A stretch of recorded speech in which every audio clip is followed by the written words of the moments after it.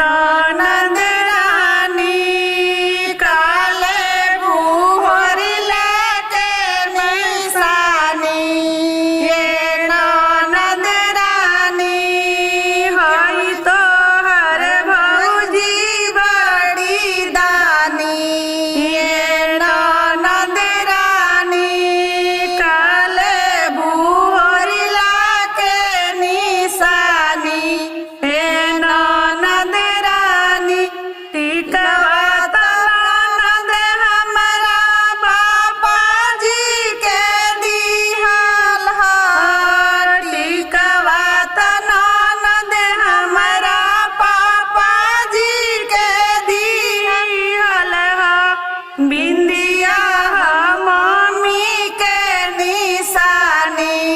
ए ननद रानी काले भूहरी लाके निशानी। ए ननद रानी कंगना ननद हमरा भैया के दिहल ह।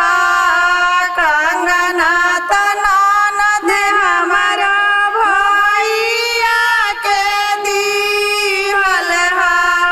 चूड़िया भाभी के निशानी।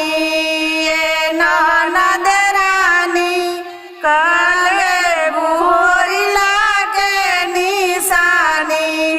ये ननद रानी पावे पावजे हमरा जीजा जी के दिहल ह।